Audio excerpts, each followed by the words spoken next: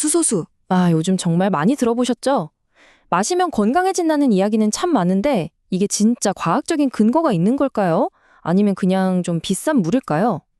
정보가 넘쳐나다 보니까 오히려 더 혼란스럽기만 합니다.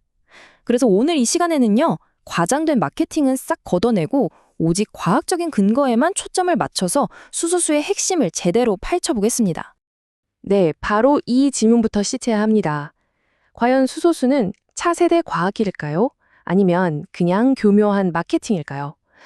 정말 많은 분들이 궁금해하시는 바로 이 지점, 그 논란의 한가운데로 지금부터 저와 함께 직접 들어가 보시죠. 자, 첫 번째 파트입니다. 논란의 중심. 도대체 왜 이 수소수는 이렇게 뜨거운 감자가 되었을까요? 그 이유부터 명확하게 짚고 넘어가야겠죠.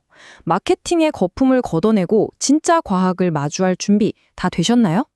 이 화면이 논란의 핵심을 아주 잘 보여줍니다. 왼쪽처럼 만병통치약이다, 기적의 치료제다 이런 과장된 광고들이 오해를 불러일으킨 거죠. 하지만 과학적인 진실은 오른쪽에 있습니다. 수소는요, 미국 FDA에서도 GRS, 그러니까 일반적으로 안전하다고 인정된 물질로 분류되어 있어요.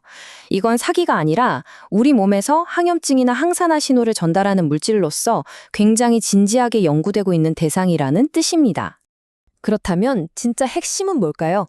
바로 농도입니다. 농도? 그냥 물에 수소가 들어있다고 해서 다 똑같은 수소수가 절대 아니라는 거죠. 과학적으로 의미 있는 효과를 기대하려면 반드시 일정 기준 이상의 고농도가 필수적입니다. 그리고 바로 이 지점에서 어떤 기술력을 사용했는지가 모든 것을 결정하게 됩니다. 좋습니다. 그럼 이제 신화와 진실을 한번 제대로 가려내보죠. 진짜 기술력을 갖춘 수소수 시스템을 여러분이 직접 구별하실 수 있도록 제가 명확한 과학적 팩트체크 기준 3가지를 딱 알려드리겠습니다. 진짜 기술력을 구별하는 3가지 기준. 바로 이겁니다. 첫째, 농도. 과학적인 효과를 이야기하려면 최소 1000ppb 이상. 그러니까 물 분자 10억 개당 수소 분자가 1000개 이상은 녹아 있어야 해요. 둘째, 순도. 수소를 만드는 과정에서 오존이라든지 해로운 부산물이 전혀 나오지 않아야 합니다.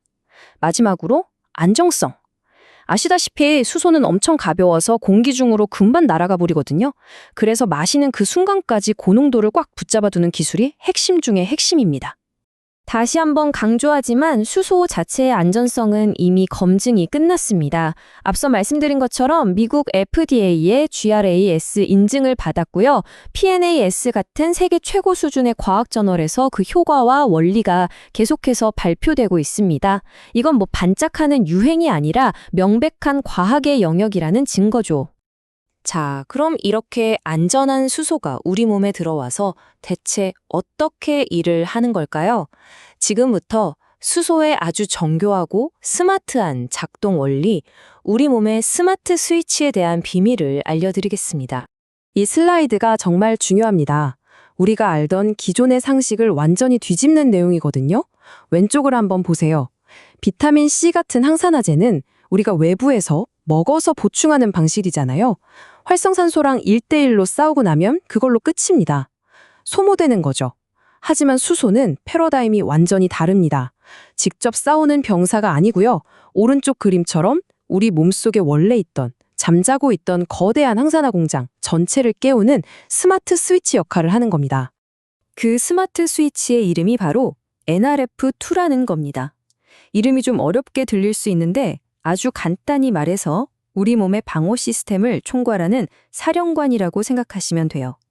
평소에는 잠자고 있는 이 사령관을 아주 작은 수소 분자가 정확하게 찾아가서 스위치를 ON으로 켜주는 열쇠가 되는 거죠. 이 과정을 3단계로 나눠보면 이렇습니다. 자, 첫째, 수소가 세포 안으로 쏙 들어가서 잠자고 있던 NRF2 유전자를 자극해서 깨웁니다. 둘째, 잠에서 깨어난 NRF2가 세포핵으로 이동해서 우리 몸의 DNA 설계도를 딱 열고 글루타치온이나 SOD 같은 아주 강력한 방어 효소를 만들라고 명령을 내리죠. 그리고 마지막으로 이 명령에 따라서 우리 몸의 핵심 항산화 물질들이 폭발적으로 생산되면서 스스로를 방어하기 시작하는 겁니다. 근데요, 수소의 놀라운 역할은 여기서 끝이 아닙니다. 바로 위에서 뇌를 깨우는 신호를 보내기도 하는데요. 특히 빈속에 수소수를 마시면 위에서 그렐린이라는 호르몬 분비가 촉진됩니다. 놀랍게도 이 호르몬이 혈관을 타고 뇌까지 올라가서 뇌신경을 보호하고 기억력 같은 뇌 기능을 돕는다는 사실이 최근 연구들로 밝혀지고 있어요. 자, 이렇게 놀라운 과학적 원리를 이해했습니다. 그럼 이제 가장 중요한 질문이 남았죠. 어떻게 이 좋은 수소를 가장 효과적으로 우리 몸에 전달할 것인가? 바로 기술의 문제입니다. 수소를 만드는 방식은 크게 두 가지로 볼 수 있습니다. 왼쪽의 전기분해 방식은 전기로 물을 바로 분해해서 빠르고 간편하다는 장점이 있죠. 운동 직후처럼 즉각적으로 수분을 섭취해야 할 때 좋습니다. 반면에 저희가 주목하는 건 오른쪽의 미네랄 반응 방식인데요. 마그네슘 같은 특수 미네랄이 물과 반응하면서 수소를 천천히 그리고 아주 꾸준하게 만들어냅니다. 그래서 매일의 건강을 위한 지속적인 관리에 훨씬 더 효과적이라고 할 수 있습니다. 이게 바로 미네랄 반응 방식의 핵심 기술력을 보여주는 지표입니다. 먼저 용존 농도, 그러니까 물에 녹아있는 수소의 양이요. 과학적 기준치가 1000ppb인데 이걸 훨씬 뛰어넘어서 무려 2000ppb에 육박하는 초고농도를 달성합니다. 그리고 ORP, 이건 산화된 것을 다시 되돌리는 힘인데 이게 마이너스 700mV 이상의 아주 강력한 환원력을 보여주죠. 바로 이 두 가지 압도적인 수치가 효과의 차이를 만드는 핵심 기술입니다. 미네랄 방식의 또 하나의 비밀병기는 바로 이 나노콜로이드 효과입니다. 그림을 보시면 작은 마그네슘 입자가 마치 자석처럼 수소를 꽉 붙잡아주고 있죠?